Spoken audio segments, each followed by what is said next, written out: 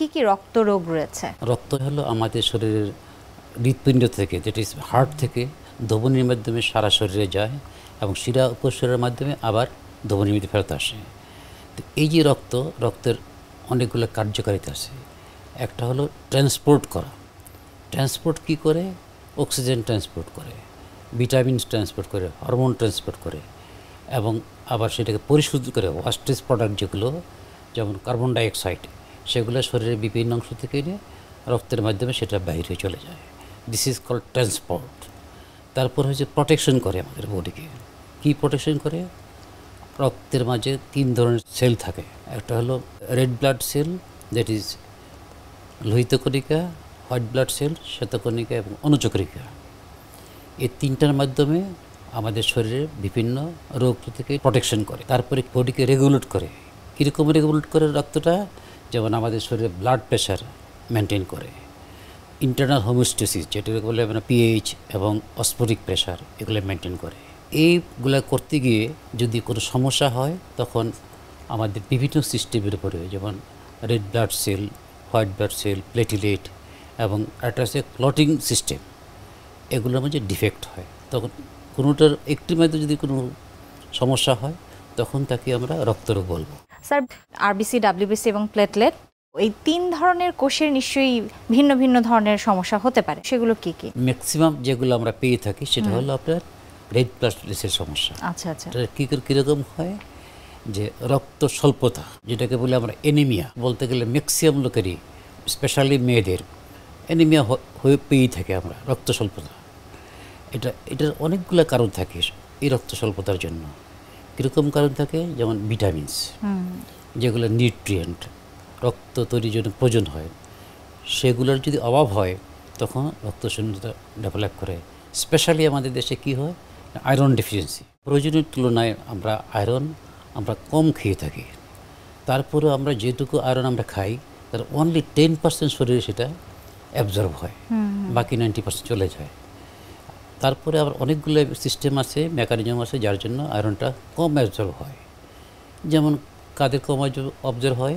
যেমন যারা বেশি চা খায় বা বেশি কফি খায় বা অনেক সময় আমরা পান জর্দা খাই, পান সুপারি খায়, তাদের শরীরেও আয়রনটা কম অ্যাবজর্ব হয়।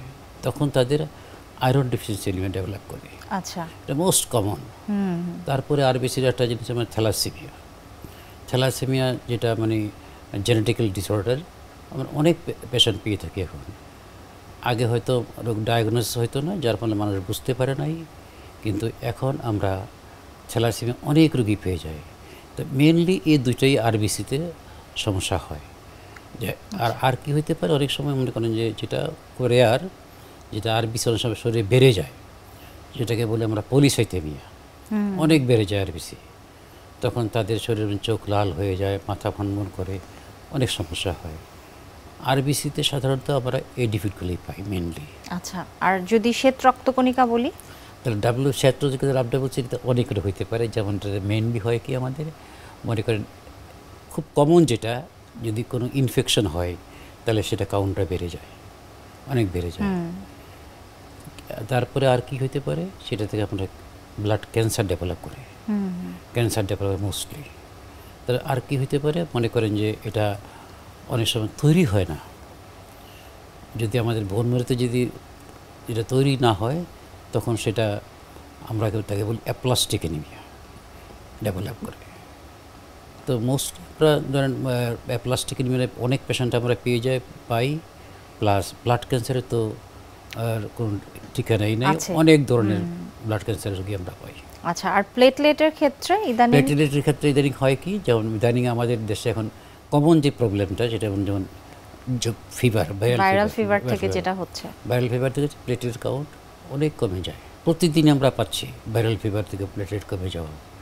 প্লেটলেট কমে গেলে কি হয়? রক্তক্ষরণ হয়। রক্তক্ষরণ কোথা দিয়ে রক্ত যায়?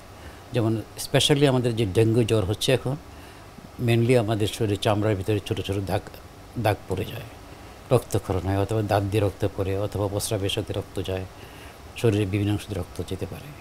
এটা প্লেটলেটের জন্য সাধারণত সেই প্রবলেমটা হয়। তো প্লেটলেট আরেকটা সমস্যা আছে, প্লেটলেট কাউন্ট অনেক সময় বেড়ে যায়। এটাকে আমরা বলি থ্রম্বোসাইটোসিস, যেটি অনেক বেশিবার কাউন্ট বেড়ে যায়। আচ্ছা, অথবা পলিসাইথেমিয়া যেটা বললাম, পলিসাইথেমিয়া হলে WBC count, RBC count, platelet count সবগুলোই বেড়ে যায়। স্যার পলিসাইথেমিয়া যদি কারো হয়ে থাকে এর কি চিকিৎসা রয়েছে? পলিসাইথেমিয়ার জন্য আমরা ধরেন বিভিন্ন ধরনের আমরা চেষ্টা করি, মনে করেন তাদের যাদের যে কাউন্টটা আছে সেটা কমিয়ে রাখার জন্য আমরা প্রথম ডায়াগনোসিস করার জন্য কতগুলো টেস্ট করি। ডায়াগনোসিস করার পরে যখন কনফার্ম হই যে তার সবগুলো এলিমেন্টসই বেড়ে গেছে, তখন আমরা কতগুলো ড্রাগ ইউজ করি, সেই ড্রাগের মাধ্যমে কমিয়ে ফেলি। অথবা আমরা অনেক সময় রোগীকে বলি ব্লাড ডোনেট করার জন্য, ব্লাড শরীরে ব্লাড লেটিং করে দিই, ব্লাড টেনে বের করে দেওয়া হয় অনেক সময়। তো কতগুলো মোটামুটি চিকিৎসা এখন অর্থাৎ ভেনিসেকশন যেটাকে ভেনিসেকশন যেটা বলা হয়। তো মোটামুটি আমাদের এখন চিকিৎসায় পলিসাইথেমিয়ার অনেক রোগী আমাদের ভালো হচ্ছে, সমস্যা তেমন একটা হয় না। তো এটি কি আসলে যেমন থ্যালাসেমিয়াতে আসলে যদি ট্রান্সপ্লান্ট না করা হয় আজীবনই একটা ব্লাড ট্রান্সফিউশন করতে হয় এবং নানা ধরনের কমপ্লিকেশন হয়, তো এটি ভেনিসেকশনের ক্ষেত্রেও কি একই রকম কিনা? এটি কি সারা জীবন করে যেতে এটা হবে? সারা জীবন করে যেতে হয় না, আমরা এক সময় দেখেছি আমরা পেশেন্ট ভালো হয়ে যায়, আচ্ছা। মেডিসিনের উপর ভালো হয়ে যায়, সারা